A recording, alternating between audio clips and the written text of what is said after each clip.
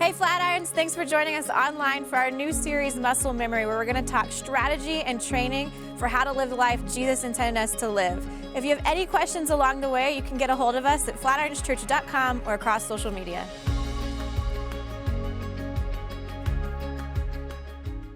All right, what's up? We good? Hi. Hey, you braved what the news was calling Winter Apocalypse 2K19, which has been a letdown so far, in my opinion, but I'm glad you're here. Hey, so I want to jump right into today. So today is the first week of our new series called Muscle Memory. And today I'm just doing an introduction. All right, I'm going to set the framework for our series. I'm going to introduce you to a tool that we're going to use for the next few weeks in the middle of this series.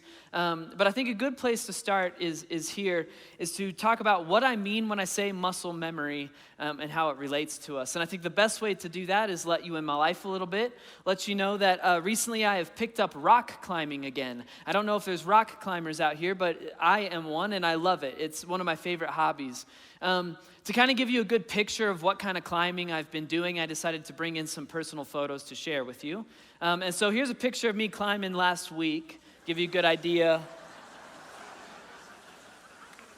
It's me climbing El Cap with no ropes. Here's a close-up so that you know it's not photoshopped. It's me climbing, those are my arms. Here's the Oscar-winning documentary they just made about my life, Free Solo. It's a great movie. Go see it. This is one of the weirder requests I have made of our creative team. I was like, can you put my face on the body of a guy who's climbing rocks? And it just goes to show they get weird requests all the time because they just didn't laugh. They were like, yeah, sure, when do you want that by? But I did decide to bring only one real photo of me rock climbing, which is this. It gives you a better picture of what I do.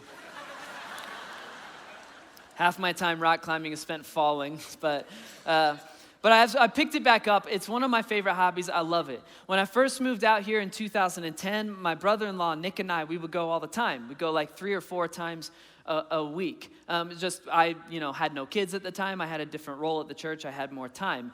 And when I was going frequently, I got into this rhythm. All right, so anyone who's got a physical activity that's a hobby, you know the rhythm I'm talking about.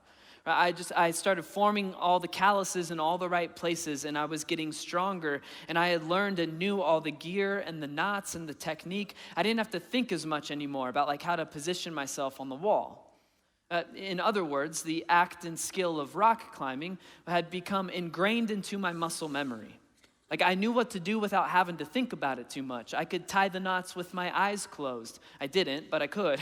I could climb the roots while still talking to my friends. And when I fell off the wall, I wasn't terrified anymore. Right? I knew the whole system would work. It was muscle memory. I knew what I was doing. I had done it thousands of times. Right? Of course, I then took a 9-year hiatus from rock climbing, and everything that had become muscle memory is now gone from my memory. And more drastically, it is gone from my muscles. And so I am having to relearn all of the technique and all the gear and all the knots, and the fear is back, right? And my hands and my feet are tearing to shreds again. But my goal is to train so that rock climbing, the act of rock climbing, becomes muscle memory again. And this concept of muscle memory is fascinating to me, all right? I've even read a whole book on it because I'm a nerd and I don't care what you think about me. Your brain has this entire section of it where its whole purpose is to create and store habits for yourself, good or bad, right? This part of our brain is necessary to function because think of it like this. Think of the thousands of tasks that you do every single day. Everything, turning off your alarm, brewing coffee, taking a shower, getting dressed, driving your car to work, on and on and on. There's thousands of tasks we do every day. If your brain had to think about each one of those tasks as if it was the first time you were doing it every single day, you couldn't handle it. You'd have to think too much. You'd short circuit. So God gave us this part of our brains that's like, hey, don't worry about it. That's habit now. You don't have to think twice about it. I got this. And you autopilot. It's fascinating to me. Here's the best hands-on example of this. I want you to do something with me, all right? So if you have shoes on that can tie, all right, bend over and untie your right shoe right. I'll do it with you so that I'm not asking you to do something that I won't do myself. Untie your right shoe, all right? And I'm not going to ask you to take your shoes off, all right? I've been to the church where you wash each other's feet. It's gross. I don't want to do it today. All right? So now here's what you do. Take your laces, all right? And then while looking at me, don't look at your shoes, just look at me. tie your shoe again. Some of you struggling, that's okay. I won't call your name out. That's muscle memory. So your fingers are doing something very, very complex when you tie your shoe. But now you don't have to think twice about it. You don't even have to look at your shoe, most of you, in order to tie it anymore, all right? But what's crazy is that there was a time when you had no idea how to tie your shoe, all right? And it's not like that information just popped into your brain when you reached a certain age, all right? It's not like puberty where you just wake up one day and you have it 2 years later than all your friends, right?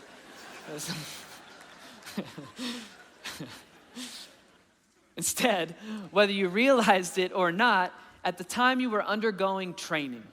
You were training in the subtle art form of shoe tying.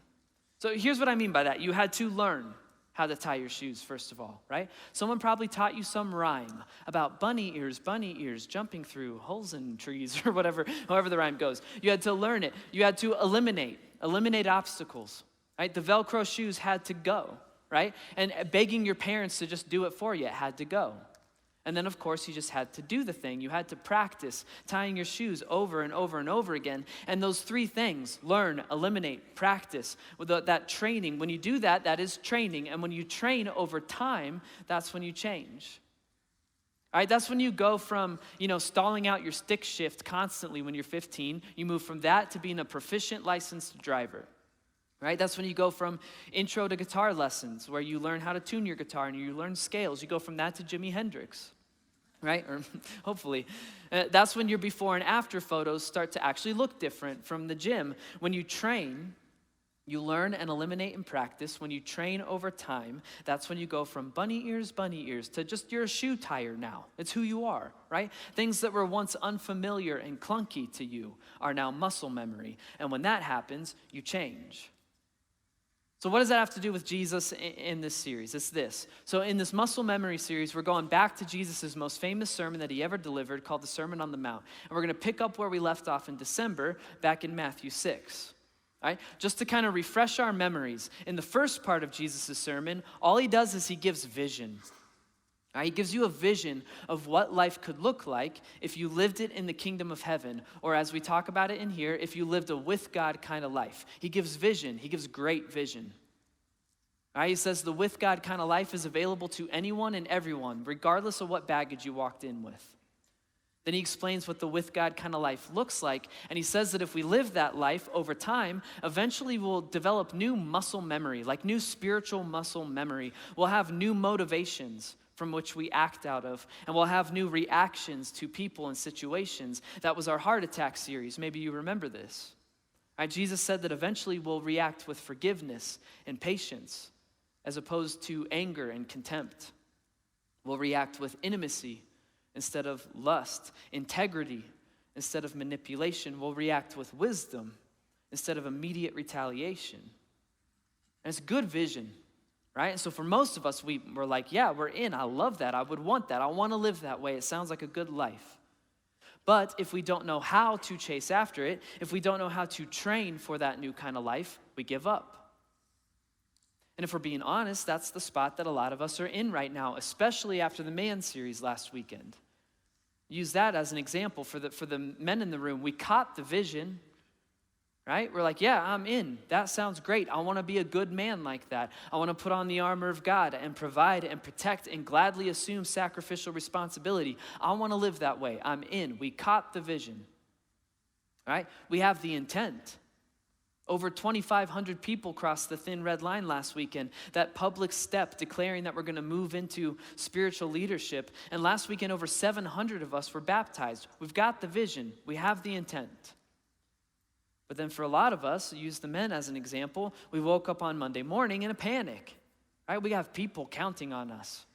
We have wives, girlfriends, children. We got employees, bosses, spouses, and they saw us make those steps last weekend, and they are counting on us to be good on our promise to be good men. And so we woke up on Monday morning, and we stared at our brand new thin red line bracelet, and in a panic, we thought to ourselves, what is the plan here?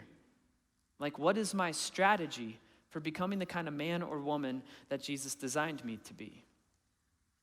And the original crowd that Jesus was speaking to in the Sermon on the Mount, they would have had the same reaction. after the first part of Jesus' sermon.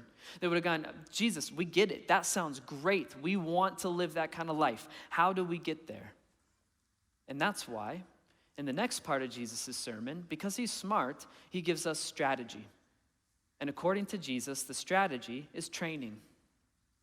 Jesus outlines what learning and eliminating and practicing look like in the with God kind of life. He gives us examples of how to do those things. Right? And he describes what happens when we do that well and when we do that poorly. And that's what we're going to talk about for the next 3 to 4 weeks in here. If a new muscle memory, like a new spiritual muscle memory is the goal, then Jesus gives us the training regimen necessary to rewire our muscle memory. And so he talks about prayer. This will give you a good idea where we're headed for the next few weeks. He talks about prayer as a way of continually learning and knowing new things about who God is and what he wants for us. He talks about fasting. Fasting is a way of eliminating obstacles that stand between us and a with God kind of life. And he talks about giving as a way of putting the things that we're learning into practice. And if we add all three of those components together at the same time in unison, then we are now in the act of spiritual training. And if we train over time, that's when Jesus makes us into different kinds of people. We have all new habits and all new muscle memory. And so that's kind of where we're headed for the next few weeks. And even though the series is completely based out of Matthew 6, I'm actually not going to teach on Matthew 6 today, because today is just introduction. And so I'm going to jump to another part of the Bible written by a guy named Paul, who gives us an introduction to the concept of spiritual training. And then I'm going to put a diagram on screen because it's a tool that we're going to use for the next 3 to 4 weeks. And so we got to get familiar with it. All right, so here is Paul's concept of the introduction to spiritual training. He says this. He goes, hey, don't you know that in a race, all the runners run, all right, but only one receives the prize? So you and I should run this thing as if we're trying to obtain the prize. So Paul uses running a race as a metaphor here. He's smart, he knows his crowd, all right? He's talking to men and women who live in a city called Corinth. And at the time, that city Corinth hosted what is called the Isthmian Games. Right? If you know your history, you know what that is. At the time, the Isthmian Games are second in honor and importance only to the Olympic Games, all right? They're a huge, huge deal. So Paul knows his crowd, and Paul says, hey, this life that we're trying to live, it's kind of like running one of the races at the Isthmian Games or the Olympic Games, right? Meaning, there's no excuse for us to just go halfway on the thing. Caught myself. No excuse for that. No excuse to just jog the thing. You got to go all out. You got to run it like you're trying to win something, like you're competing. Okay, how do we do that? Well, we go into training. That's what Paul says next. Everyone who competes in the Isthmian Games, the Olympic Games, they go into strict training. And then he explains what training looks like. He goes, listen, so I'm in training. And because of that, I don't run aimlessly. And I don't box. He talks about fighting. I don't box as one beating the air. Instead, I discipline my body and I keep it under control, lest after preaching to others, I myself should be disqualified. What that last part means is, I don't want to teach other people to live the with God life and then look down my road and realize I haven't lived it myself. And if you don't want to be that way, you got to go into spiritual training. And he describes what it looks like. He says, first of all, we can't run aimlessly. We have to know what kind of life that we're aiming for. In other words, we have to continually learn new things about who Jesus is and what he wants for our lives. We got to learn. Paul also says that we have to discipline our bodies and keep them under control. We have to put our minds back in charge of our bodies and our actions. Jim just recently talked about that. In other words, we have to eliminate obstacles, cut out anything that stands between us and the with God kind of life. And then, of course, we just have to actually put into practice all the stuff that we're learning in rooms like this. That's the first verse we read. He goes, don't you know that in a race, at the very least, all the runners run, like they do the thing?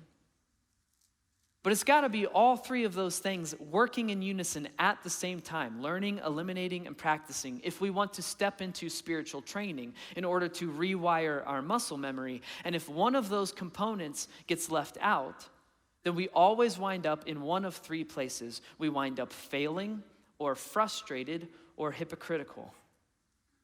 And I want to walk us through those three things right now, because not only has this diagram helped me troubleshoot my life lately, but it's also kind of the foundation that we're going to use for the next 3 to 4 weeks. So we got to spend some time getting used to it. So what happens if we lose one of those components to spiritual training? Let's start here. What happens if we do away with learning anything new? All right, let's use running a race as an example, all right? Let's say you've eliminated the obstacles. All right, so you've made time in your calendar to dedicate to running. And you've realized that the Crocs aren't cutting it anymore, and so you threw them away. And you got running shoes, right? You've prepared, you've eliminated the obstacles, and then you're out there practicing, you're running. Well, if you haven't learned anything new about running, that means when the race starts, you have no idea how many laps you're going to have to run, and you don't know where to start, and you don't know where to finish, and you don't know what to eat before and after a race. If you haven't learned any of those things, Paul says you're going to end up running aimlessly. You're just going to take off in the wrong direction. And if we do that, we're setting ourselves up for failure. Apply this to real life right now. How many of us feel just like stuck in failure? We want to be good men. We want to be good women and spouses and friends and parents. We just keep failing. If that's the case, it could be because we are not continually learning new things about who Jesus is and what he wants for our lives. We have no idea what we're aiming for. We're running in the wrong direction. We're aimless. We're failing. This happens whenever we find ourselves praying stuff like, God, who am I? And who are you? And what do you want with my life? We ask those questions because we really don't know the answers. We haven't learned them. And we're set up for failure. What about this? What happens if we do away with eliminating obstacles? Back to running a race. You're learning new things. So now you know it's 4 laps that make a mile. And you know where to start. And you know where the finish line is. You have the goal in sight. And you're out there and you're practicing. If you do those things, but you haven't eliminated the obstacles, meaning you are still sprinting in your Crocs and you're getting blisters and you're trying to hydrate during the race with Mountain Dew Code Red or whatever, and you're eating pizza every single night instead of whatever it is, runners eat. I don't know what they eat. They eat gel in packets or something stupid like that. But if you do those things, but you haven't eliminated the obstacles, you're doomed for frustration. That's a very frustrating way to run a race because you know the goal and you know how to get there, but you're not going to make it. You haven't prepared. You haven't eliminated the obstacles. Back to real life, how many of us feel constantly like spiritually frustrated when it comes to becoming the kind of men and the women that we want to become? If that's the case, it could be because we have not eliminated some of the obstacles that stand between us and a with God kind of life. We haven't worked on any of the old addictions or habits or the old ways of thinking that have just been ingrained in us for the majority of our lives. That's why it always feels 1 step forward and 2 steps back. This happens whenever we find ourselves praying stuff like, God, when are you going to fix me already? Right? When are you going to make all these addictions and habits and roadblocks just disappear overnight? And then reality sets in and they don't disappear overnight. And we haven't put in the work to eliminate them. It's a very frustrating way to live your life. And then the last one, what happens if we do away with practicing? Back to running a race. You've learned new things. You've eliminated the obstacles. You just don't run. At that point, you're an armchair expert. All right? You know a lot of stuff about running. You own all the cool, expensive running gear. You're still not a runner. And when it comes to the with God kind of life, Jesus reserves some of his harshest language for spiritual armchair experts. He calls it hypocrisy. He says you're hypocrites. You know all the right Bible answers. You just don't put any of it into practice in your own life. And this happens whenever we find ourselves praying condescending things. Like, God, please help these messy, broken people I'm surrounded by. Help them to become more like me. Oh, they're a mess. It also happens when we go to bed at night and our head hits the pillow and there's nothing to distract us anymore. And you guys know what I'm talking about. You have those brief moments of objective clarity about your own life. And that's when you start praying and you say, God, I know I'm a liar and I'm a phony and I'm a hypocrite and I'm sorry. See this diagram up here? It's like a map for troubleshooting our lives. All right, it's been very helpful for me personally, because anytime I feel dead-ended by trying to be a good husband or father or pastor or whatever, I usually feel one of those three things. I feel hypocritical or frustrated, or I feel like a failure. And when we see it all laid out like that, then we can look at our lives and start to see maybe what's missing. And if we know what's missing, we can maybe add it back in. And if we add it back in, we can start running this with God kind of life like we're out to win the thing, as Paul says. And so this kind of spiritual training only is possible when all three of those things are working at the same time in unison. We are learning new things about who Jesus is and what he wants for our lives. We are eliminating the obstacles that stand between us and a with God kind of life. And we are putting the things that we're learning into practice. That's what it looks like to go into strict training like Paul talks about. And if we train like that over time, we will see actual change in our lives. We will develop new habits. And we'll have new muscle memory. Jesus knew this was the case. And that's why he gave us a training regimen in the next part of his Sermon on the Mount. And that's where we're going to spend the next few weeks together. Now, that's a lot of information. All right, it's okay if it feels a bit overwhelming, because we're going to spend the next 3 to 4 weeks unpacking that diagram in detail and unpacking Matthew 6 in detail. For now, here's what I would suggest. Just keep that thing in front of you. Take a picture of it, or check our social media for it. And if you want to get the most out of this series, all right, especially for the men in the room who have brand new thin red line bracelets on your wrist, you want to be a good man, but you don't know the strategy yet, especially for you, all right? Just keep this thing in front of you and reference it. All you got to do for the next week is take note of any time you feel spiritually frustrated or hypocritical or you feel like a failure. Just take note of it and then look at that situation in the light of this diagram and see if there's anything maybe you're missing. And then you come back next week and we'll jump into Matthew 6 and we'll see if we can't add that stuff back into our lives and see actual change. All right, now, so here's what I want to do with the rest of our time. I'm actually almost done, which is shocking. All right, but here's how I want to end together. All right, I want to take communion together. All right, so what is communion and who's it for? Communion is our chance to pause and reflect in the middle of the chaos and the snowstorm, literally and figuratively, right? It's our chance to pause and remember who Jesus is and what he has already accomplished for us. Who is it for? It is for any of you who have put your trust in him. It's very different from me saying any of you who have him completely figured out. That's not what I'm saying. I'm not that. It's for anyone who says, I'm a wreck, he's not, I trust him. If that's you, this is for you right now. And I want to take communion this weekend, right between, having baptisms and Thin Red Line last weekend and then marching into this new series. I want to do communion today because I think there's this risk we run anytime we talk about stuff like this. So anytime, for example, that we throw a diagram on the screen and we talk about all the necessary steps we can take to enjoy the better, more abundant, with God kind of life that Jesus designed for us, anytime we do that, I think we run the risk of tricking ourselves into believing a lie. And the lie would be that this Jesus, God, Bible, Christianity stuff is just one self-help scheme, and that's all it is. And so in this moment right now, as we take communion, it is our chance as a church, as a family, to remain crystal clear on who Jesus is and what he has already accomplished for us. And I think it's important timing for us to take communion together. Because I know, on a deeper, realer level than you might realize, I know what the last week has been like for many of us. I mean, especially any of us who were baptized. Any of the people who crossed the thin red line, made that public declaration of stepping into spiritual leadership. I know that for most of us who made those commitments, we probably just had a very terrible week. I know that. It was a week filled with old addictions and old habits that did not magically disappear overnight. It's a week filled with doubt that anything really has ever changed about me or that anything ever will change. It's a week filled with insecurity, right? Am I really enough?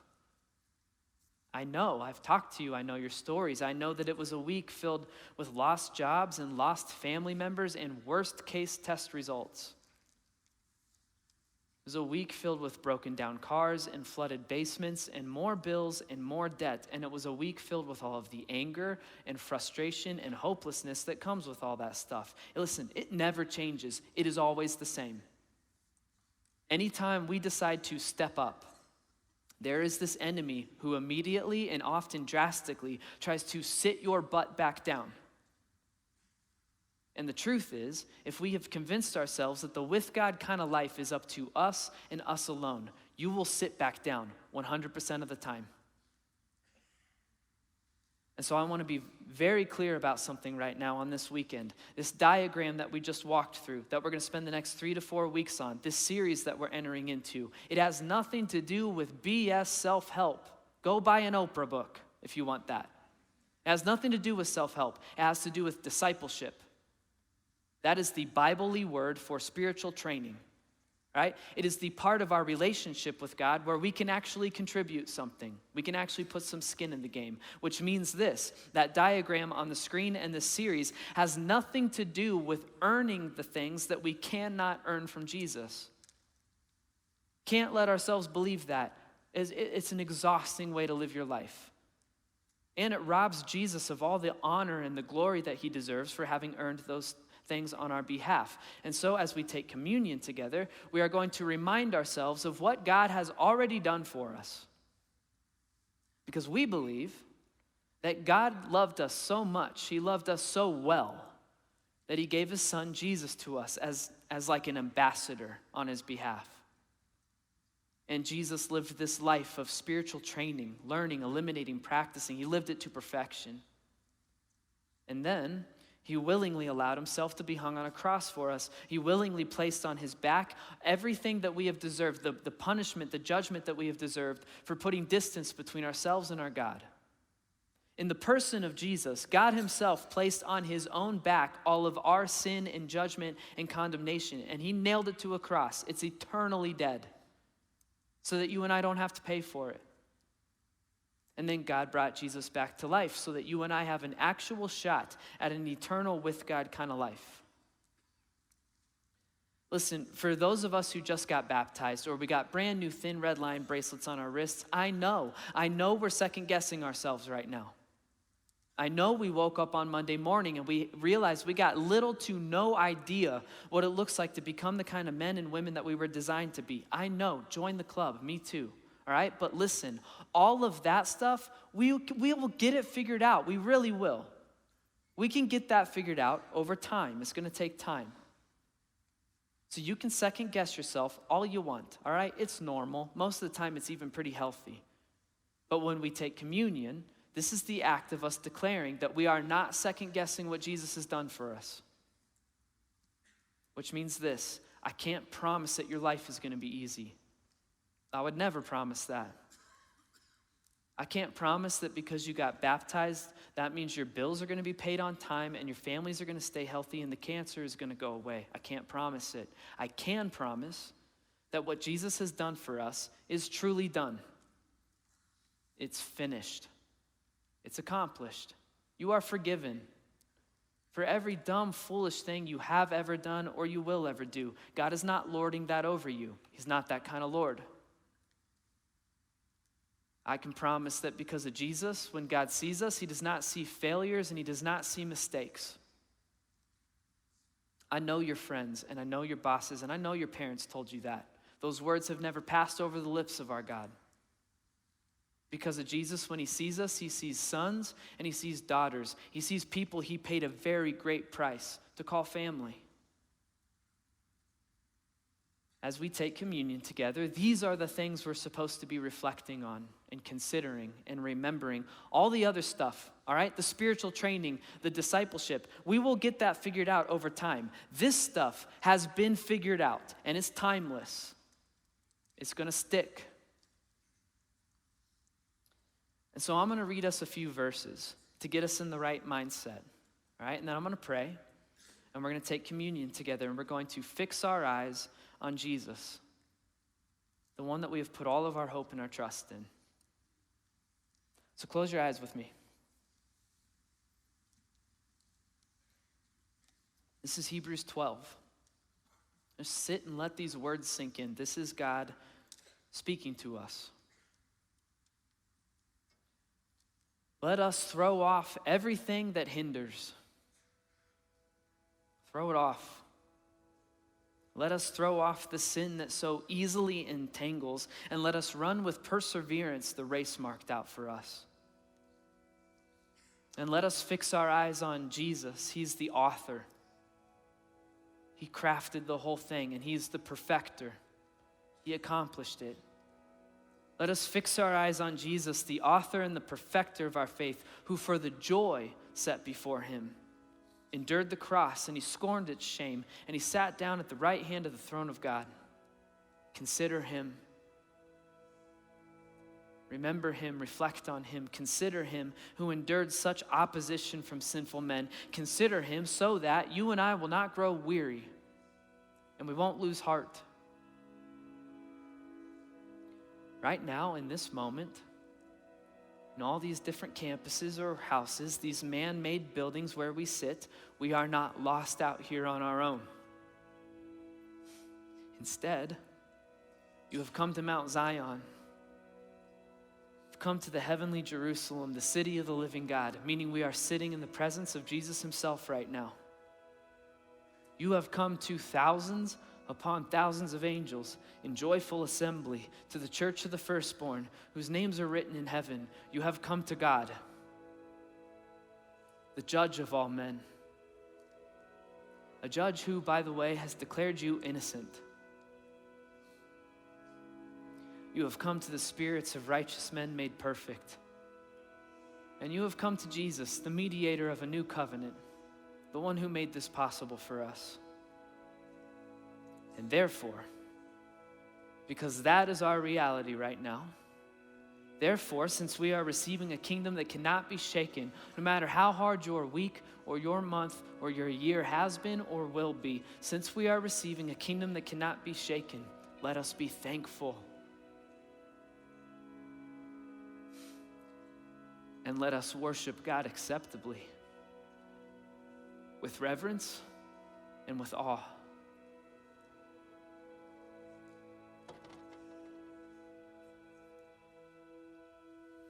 Dear God, I thank you for who you are. I thank you for your son, Jesus, and everything that he's accomplished for us. God, in this moment during communion,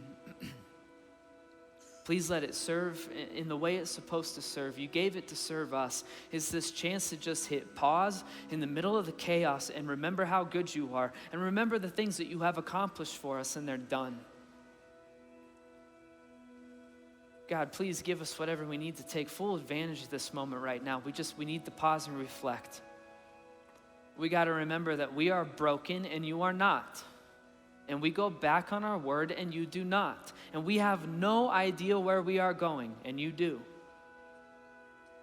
We are one step forward and two steps back, and you don't run ahead of us. You just take one step forward and two steps back with us. You match our pace.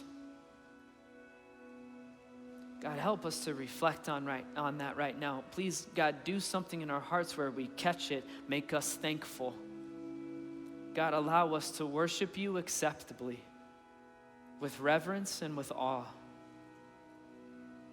I thank you for who you are. I thank you for your son and everything he has done for us. God, I thank you for Jesus, the one who ran the race and crossed the finish line and immediately turned back to come and walk with us. I will worship you forever because of him. I love you very much, and it's in his name that I pray. Jesus Christ. Amen.